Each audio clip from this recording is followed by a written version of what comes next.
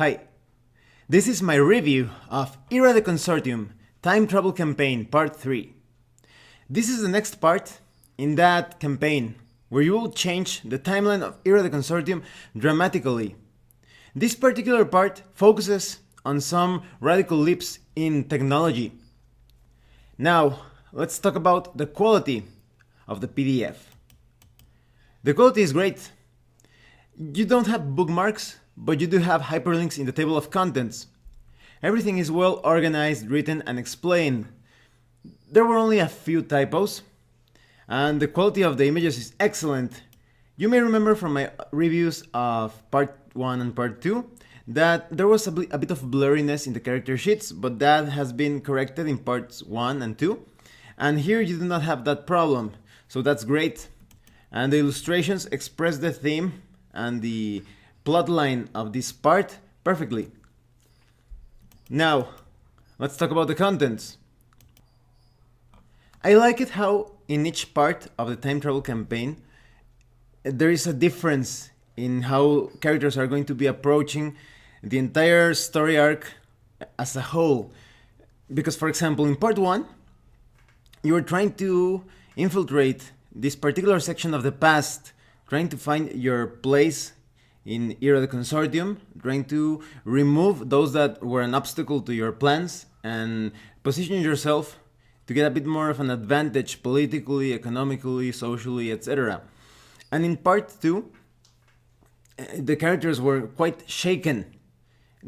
Suddenly the former generation was assassinated, and now this new generation of agents of change had to recover everything that their parents had built up to this very point. And they had to face probably who was the most powerful enemy that they have faced, another time traveler. And so, in part 3, you feel a bit more secure, that you have a bit more stability, that you have more control upon the timeline of Era the Consortium. So this part of the campaign is more about establishing your foothold and deciding the fate of Era the Consortium from a technological perspective. The characters have these implants from the future, as you may remember, the cranial implants, that enhance their capacity to forecast things ahead, to make predictions and to make calculations. They also have augmented storage, to put it in a way. So now the characters have to decide if they want to rush the technological aspect in Era the Consortium, or if they want to slow it down, or if they want to keep things at a steady pace.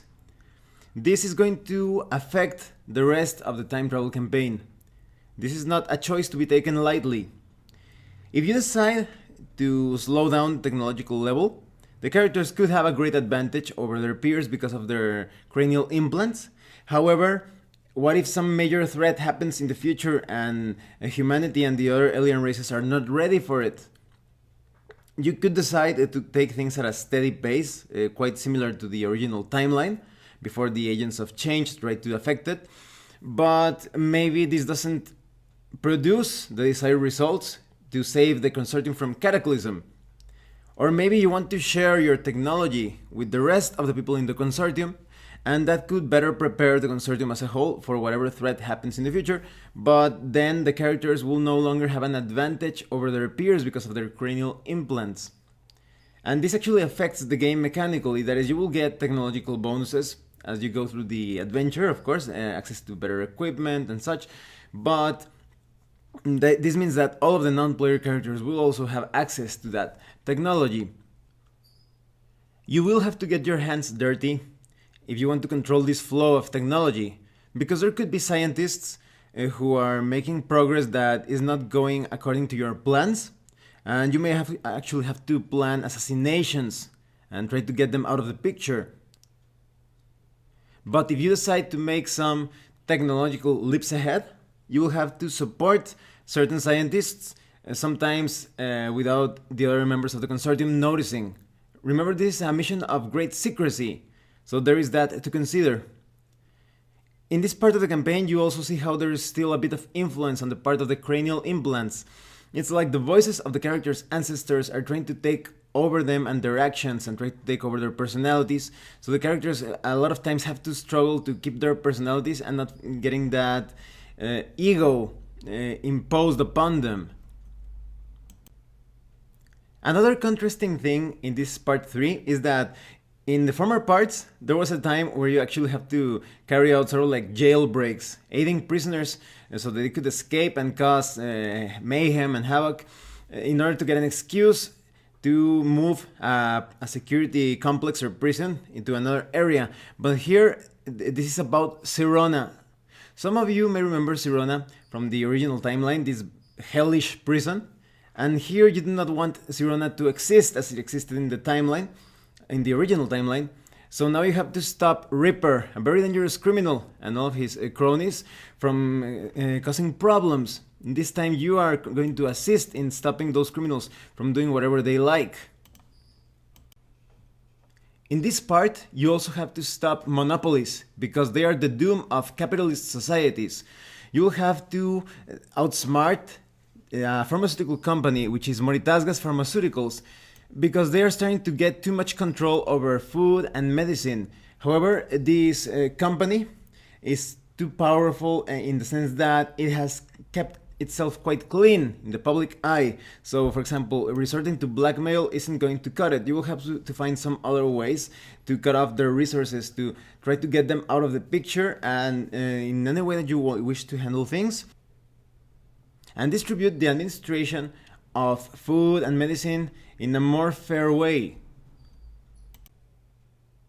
There will be moments in this part 3 of the time travel campaign where you will feel a bit short on resources, so you will have to carry out an old-fashioned bank robbery. But of course, this is quite ahead in the future, so it's not like robbing the bank in a Wild West type of way.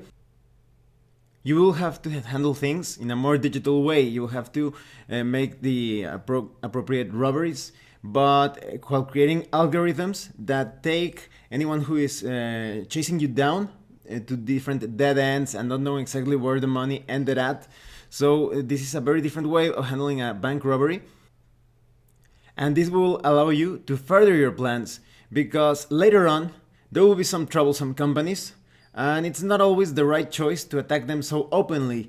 So this will give you the leverage and the resources to pit one company against another, or pit two companies against a single company, and try to get those companies out of the way, those companies that are leading the Consortium towards the cataclysm predicted in the future. An important part when it comes to the theme of this section of the time travel campaign is that there is still quite a bit of unrest and tension and chaos when it comes to the way illusions have integrated into the Consortium. There are many humans that do not accept illusions, so you have to struggle with that. Sometimes we'll have to quell uprisings, or at least channel them in a more appropriate way according to your plans. But this is quite evident when a certain catastrophe happens to the characters. Arthur, who was Thomas Hayden, you may remember him from part 2. He sabotaged the cranial implants. He left a little surprise for the player characters. When the player characters supposedly fixed their implants, there was this mechanism. It was sort of like a virus that affected the generation of agents of change, and now they have a few years left to live. They entered some sort of a mental breakdown that will eventually reach their vital functions, and it will be over for them. So now they have to decide on new agents of change, of their successors or heirs. Some of the characters have biological children, some others adopt children, and this is where things get quite interesting. The leader, Samantha Abramo, is an adopted Eulusian, what many would consider a squid. So the group will have to adjust their attitudes towards this new alien leader. This is quite radical. You're basically handing out this mission designed by humans to an alien. And so, for example, there is a particular member in the group, Nyala, if I'm not mistaken, that is quite distrustful of Samantha, of this Eulusian. So you also have a lot of interesting role play opportunities to play out the tensions in the team of if they will accept this new Illusian leader. There is also a new mystery concerning the cranial implants. Project Orion. Usually the implants have information on what will happen in the coming years, but in the nearest 100 years there is a complete blank, or there is no access to that part of your implant. And this is quite disturbing for the player characters who depend on making forecasts. And there is a strong focus on the later parts of this part 3 about unraveling the mystery of Project Orion. At first the characters do not know much about it. They are kept almost on a need-to-know basis by their cranial implants. And there are some suspicious messages from a JS that is supposedly helping them and supporting them. He's always ready to give the right advice and take them in the right direction during this Project Orion phase. The agents of change will have to secure the support of the Consortium to mine resources from a planetoid. They will have to perhaps clash or ally with some other companies, because even though the names of the player characters carry quite a bit of weight, this Project Orion ambiguousness and not being too clear about the purpose of the project is going to make things somewhat difficult. Later on you will discover that Project Orion has to do with constructing a spaceship that is quite powerful in combat and exploration capabilities.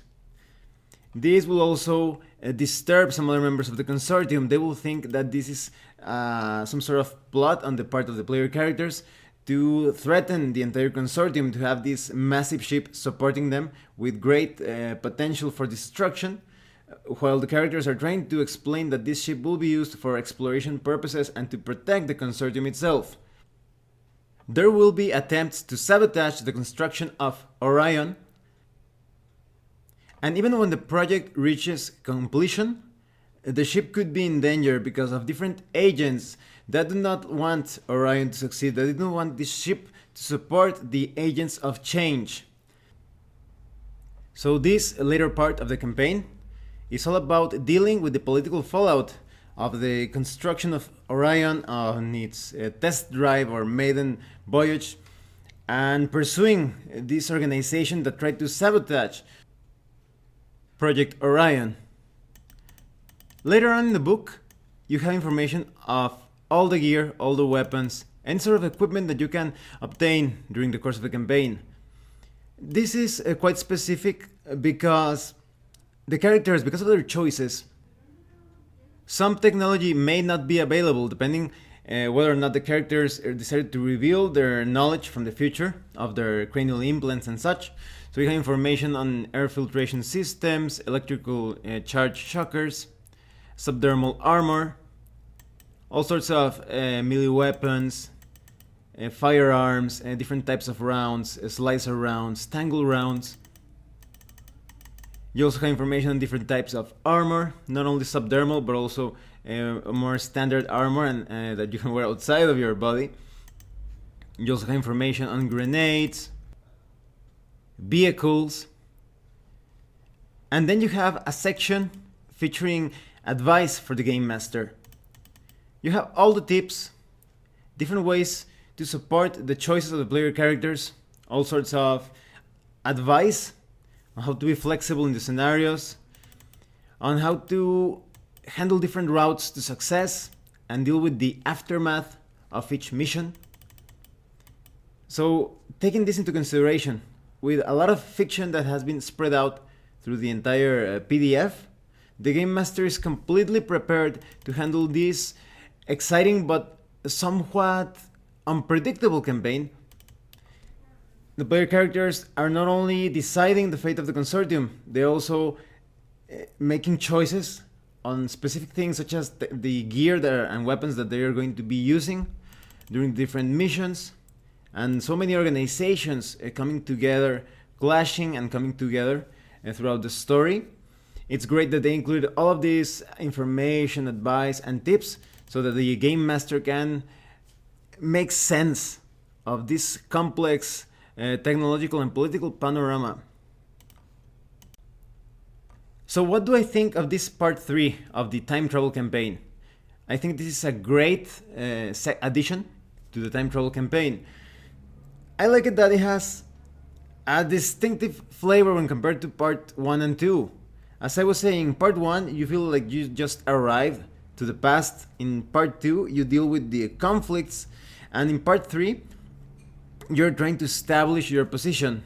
There are still many things to resolve, many threats against you, but here you have a lot of choice on how you're going to be handling the technological progress of the Consortium, how you are trying to get the illusions to integrate with the rest of the corporations.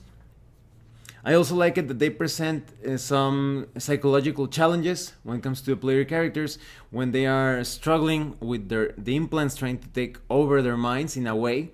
And not as dramatically so, but very subtly, that suddenly you're saying things that aren't exactly you. It's more about that people that acted before you. And then you have the thing with a new leader introduced, an alien leader, a new Lucian. How will the team interact in harmony with this new leader? And I think this part 3 sets a very intriguing ground for the part 4 that will probably come out within a couple of years. I'm not exactly sure. It's part of the Kickstarter goals, if I'm not mistaken. So overall, I highly recommend that you get this part 3 of the time travel campaign. It's going to feel quite different from parts 1 and 2. And with new things of you having more control over the technological development, of advancing things dramatically or slowing them down or keeping them at a steady pace. Because here you're going to have a very strong control over the flow of information, on how science and technology will move forward or will be slowed down, and how it affects the gameplay, how you have access to different advantages, but also those advantages could fall into the hands of your enemies. It's a bit of a double-edged sword. This time travel campaign is turning into quite a massive affair. I think this is going to be quite satisfying and fulfilling if you decide to take the jump and engage this time travel campaign parts 1, 2 and 3. It's going to take, I could see this taking a couple of years. There's a lot of value, a lot of opportunities to get sidetracked in the most positive way of speaking.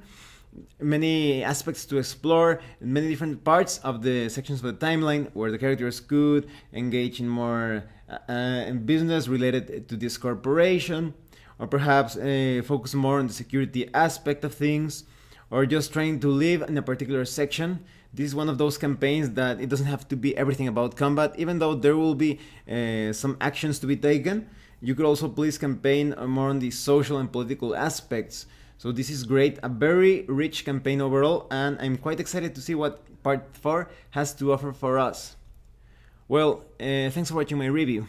If you have any comments or questions, please let me know. See you later.